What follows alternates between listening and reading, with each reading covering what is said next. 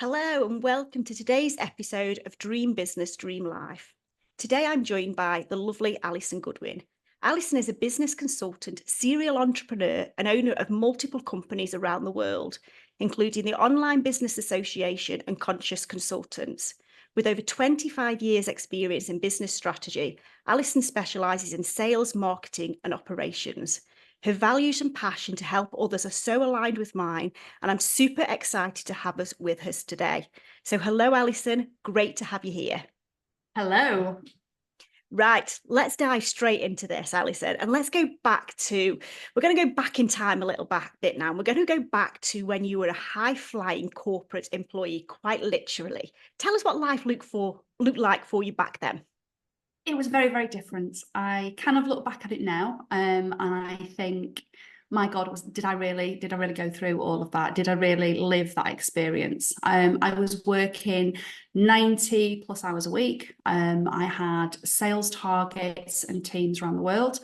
I was achievement-wise, I was the top performing consultant in the company for over 15 years, in the companies that I've worked in that ilk. I travelled the world on trips, winners trips. I won the sales competitions. Life was really, really good. And then probably something happened. Well, something definitely happened that was really transformational for me. I had an accident at work, and my foot went through a concrete floor, which severed the tendons in my leg. I had years of recovery because I had to have my tendons reattached, and I found that I was not out of a job, but I couldn't go back to the job that I loved because it was high profile. It was traveling. I was on the road all the time, and very quickly, I had to look at an alternative. But fortunately, as part of what I did previously, I'd also helped thousands of companies and businesses build their businesses. So I was quite fortunate. But I found that, not many people know this, but I had to learn to walk again. The period of recovery that I'd gone through, I developed something called fibromyalgia and CRPS, complex regional pain syndrome.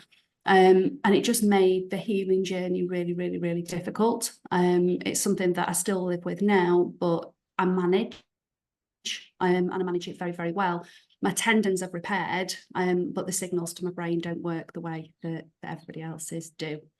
So it was a complete, I always say that if you believe in divine intervention, it was that period, that moment where it was kind of like, you have to stop. That's what it felt like. And boy, did I stop. So during the accident, I'd sort of purchased a property. So I put all my efforts into, whilst I was unable to walk, completely renovating the house I'm in now, and just put my focus onto something completely different, and then just built everything up again. It was the best thing that ever happened to me. And I say this to people all the time, and when we talk about it, it was absolutely hands down the best thing that ever happened to me, because if that hadn't have happened to me, I wouldn't have stopped. I wouldn't have the life that I have now, the partner I have now. None of that would have been possible, because I would have still been in the 9 to 5, well, not even 9 to 5 for me, the daily grind of overperforming. I just wouldn't have stopped. No, we see that a lot, don't we? People who get hit with something life-changing. I think it's fair to say for you, Alison, that moment was life-changing. That makes you, I think it sends people two ways, doesn't it? Some people, it will send them into, my life's over, and that's the way they will go. Oh God. Others, and I think this is where, yeah, and I get that. Yeah, and I think the the true entrepreneur clearly came out in you there, and it was like, I'm not going to sit here and wallow. I'm going through the worst thing that could ever possibly happen to me, but what I'm actually going to do is I'm going to turn that to my advantage, and I'm going to find something else to keep me busy, something else to keep me going. So we're going to go on to your new businesses, because you have several, in a second, and we're going to delve into what you created. But where did this come from? So you left the corporate, you started the house renovation to keep you busy. You said that you'd got connections. Did you just start to connect with people? How did you get going? It just happened. I can't say this. I was really good at building connections. So I had a really strong network, I'd worked with some of the biggest companies around the world. So I had strong connections. I always, I call it my old job, I'd always made sure that I built relationships. I built the connections, and it was based on mutual trust. So for me, it was never about the sales. Sales has never been about the sales. It's been about how I can help that person. And sometimes, and this is what we forget in the entrepreneurial world, it's something you give to people, and it's there's no outcome. I don't attach any outcome to it. So if I can help, I will do. And I know you're the same. It's kind of like you don't come from that place of what's in it for me.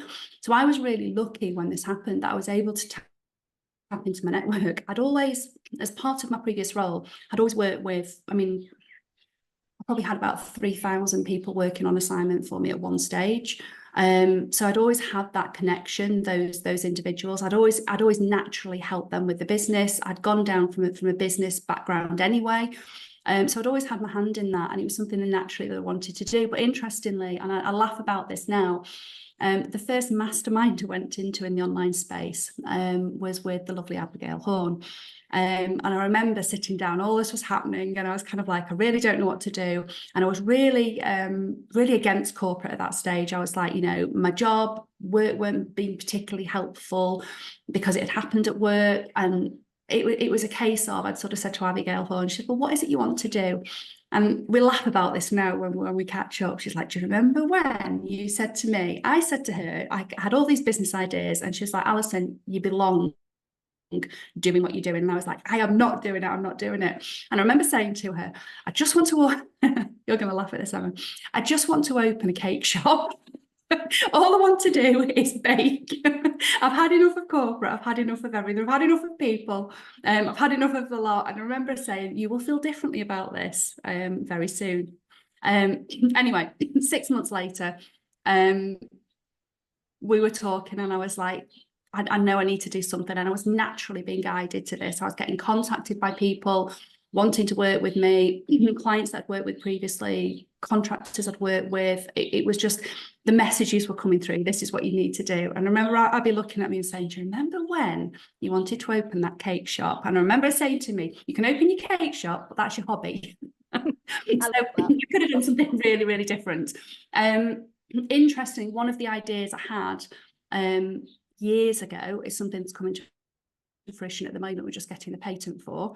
So it just goes to show that it might not be right in the moment, but in my entrepreneurial journey, I've connected with like people around the world. And one of those people, when I was talking about one of my patent ideas, was like, Alison, I want in on this.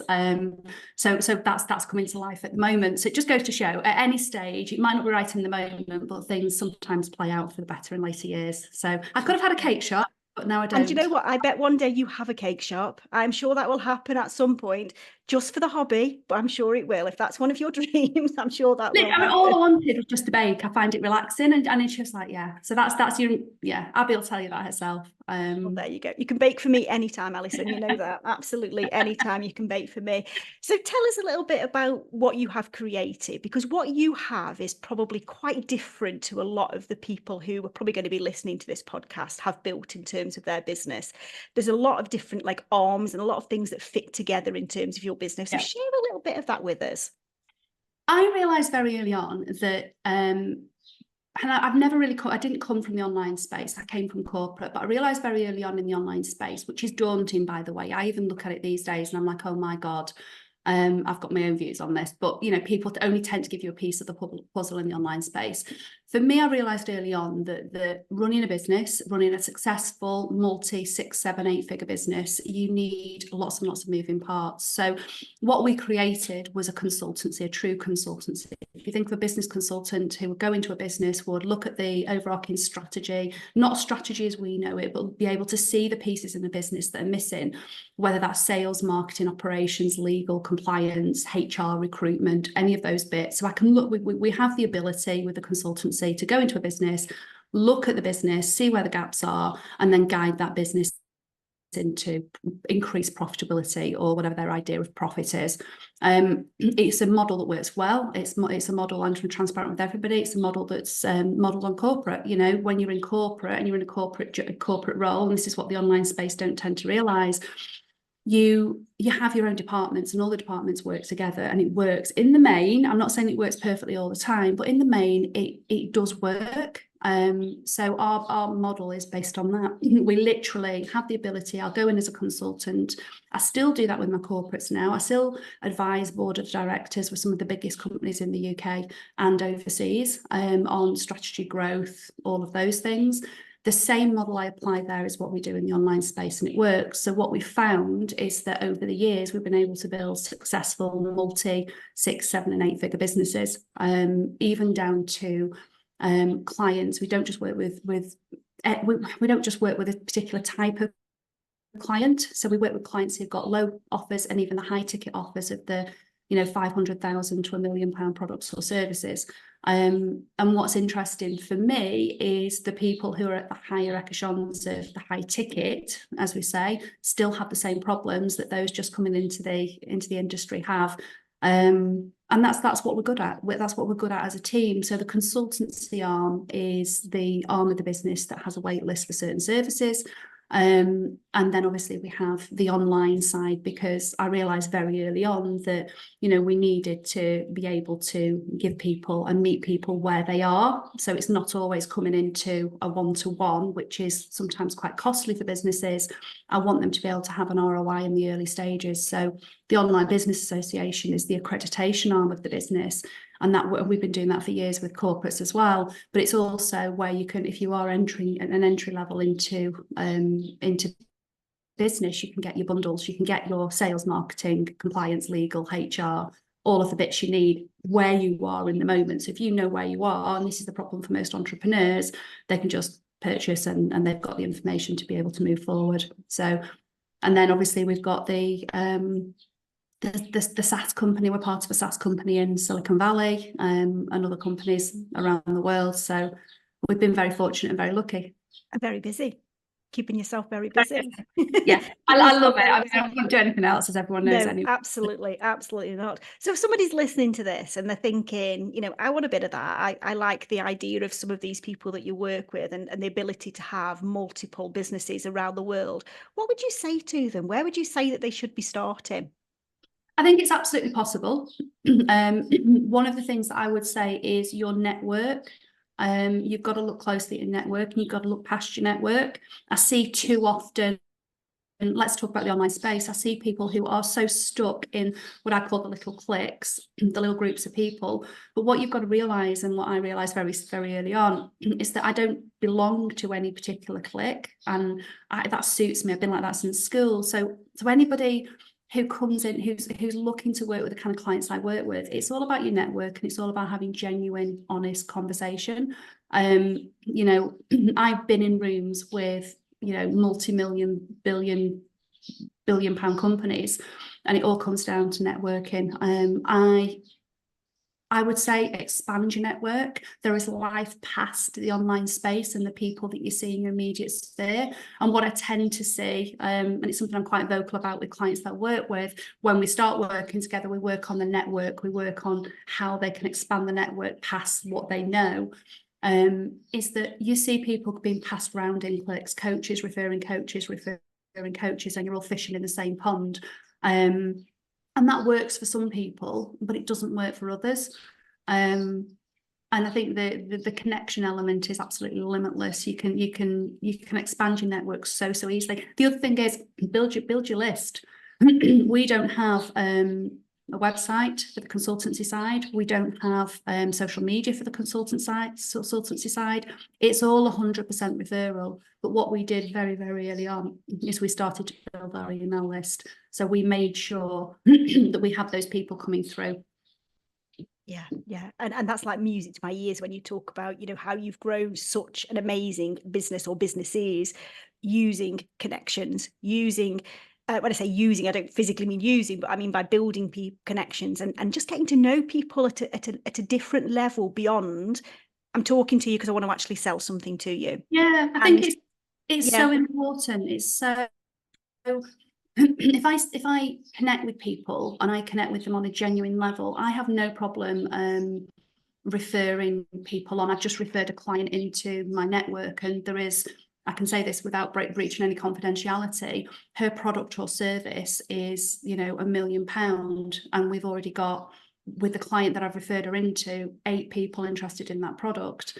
So I know that's an £8 million revenue, and I have handed that, and I've those connections are now working together because it's absolutely right for that client. There's no financial reward for me in that. It's because it's right for those individuals. And I think it's sometimes we are so focused on revenue and how I get people in, and this, a lot of people have the spammy tactics of trying to attract sales. Sometimes it's going to come, and I'm a great believer in what you give will also be received, and that's certainly been, I think, part of the reason we've been successful in what we do. Yeah. So it's just being aware and being mindful that it doesn't have to be there is something in it for you, but just knowing that that will come back. And I know that's something you're really good at when you connect. You never look at what's in it for me. It's always like, how can I help you? But I mean, from your experience, I know it comes back tenfold with the people that you work with. And I just wish more people were like us when they're starting the business out, and don't look at the gurus in the online space that, you know, are teaching 10k months, you've got to take yourself into debt, you've got to, you know, go into their network, send those 5 messages, 10 messages, whatever the new norm is. There is another way of doing it. I call it, I mean, we were talking about this the other day as a team, I call it, let's get back to old school networking. Before we had the internet, before we had the phones, what did we used to do? We used to actually have proper conversations. And I just wish more people would do that. Yeah. And I think you said something earlier about, you know, your business model is built on the corporate business model. And I think that's part of the problem, isn't it? A lot of people who come into this online world, and I'm one of those people, and I'll hold my hands up that at the beginning, I was definitely one of those people when I started my e-commerce business. But we come into this world very much of I'm not going to be corporate anymore. I've done that, didn't enjoy that, didn't serve me well. Therefore, everything I do, I'm going to do totally the opposite of what they do in the corporate world. And I think we then get stuck. We then reach a point where we think, do you know what do we need to do? So we start to do things, often things that in the online world, and I'm not dissing this, I'm not saying this is a bad thing, are called fancy things, but actually they're just doing what you do in corporate. You know, going back to the basics, building the foundations and getting all of your, as you say, all your cogs working together. That is what they do in corporate. But in this online world, it's almost like it's a taboo subject we can't talk about. We have to say, I don't do anything like they do in the corporate world. People fight it all the time because corporate's got the connotations that go along with it. Corporate is far more established than the online space will ever be. It's been going for years. I fought it, but what you have to realise, there are elements in corporate that do work.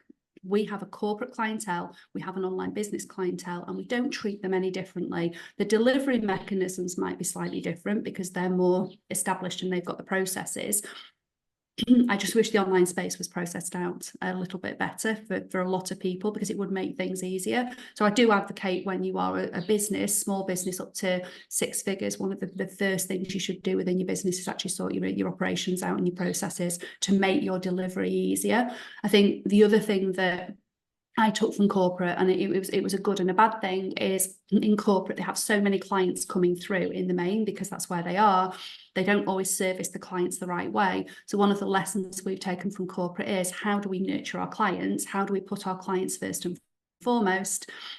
Because I know in corporate that many corporate clients, you know, aren't meeting the clients where they are, because it's a volume thing. People are coming through, they're buying, and they're quite happy to lose.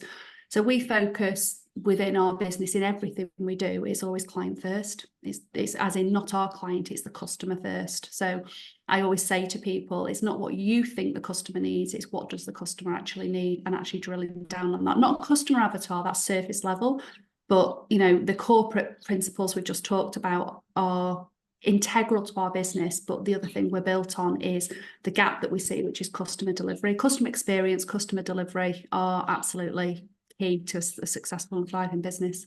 Yeah, and that's the same for any business, isn't it? Whether you're a product-based or service-based, it's exactly the same principle. People will recommend you, people will buy from you again if they enjoy the experience. And actually, it makes it easier for you as the owner too. So, you know, if you prefer to look at it from your own perspective, of course you want happy customers, because your life is going to be so much easier and you're going to enjoy it more. You're going to enjoy what you do a lot more if you're not constantly battling with processes that aren't working, or with clients that aren't happy, or So yeah, I absolutely love that you come from that perspective.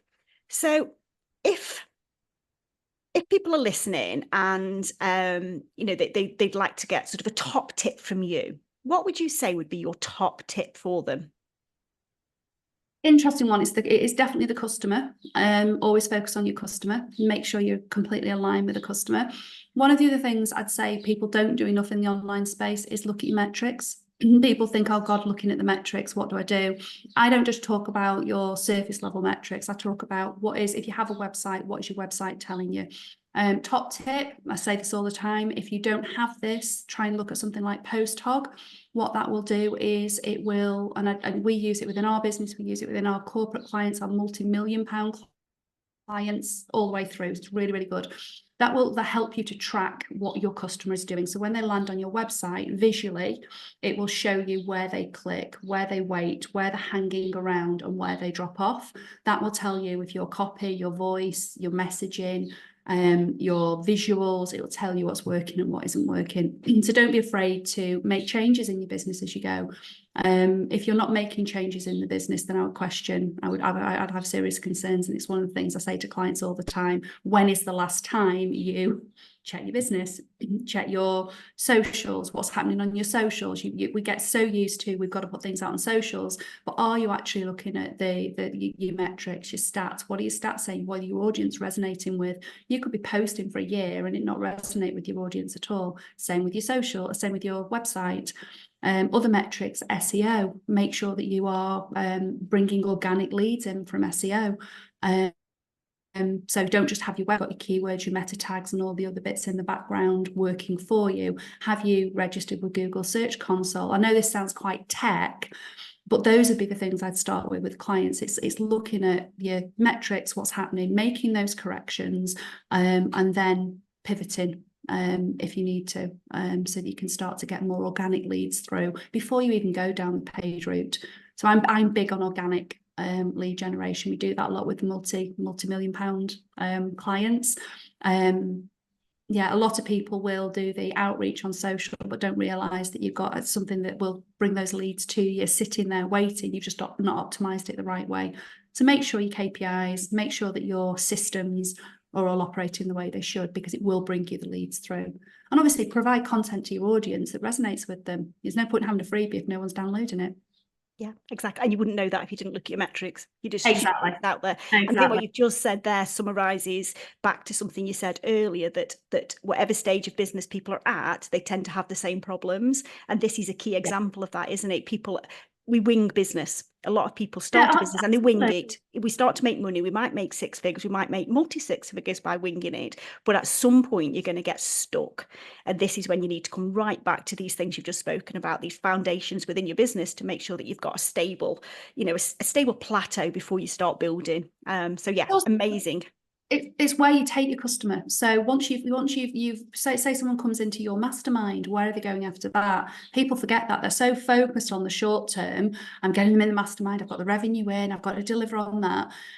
The amount of customers that we deal with, even the £1 million product or service sort of customers, the conversation is the same. Where do they go after that? Where do you go after you've signed somebody for £1 million?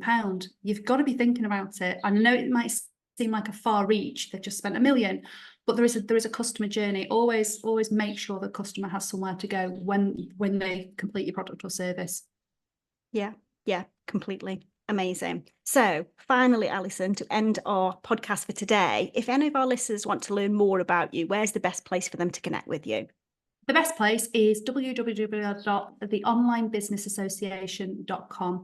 If you go to that website, there's lots and lots of free resources. We're regularly updating bundles for people to have a look at. There's plenty of information to get you started, both free and paid.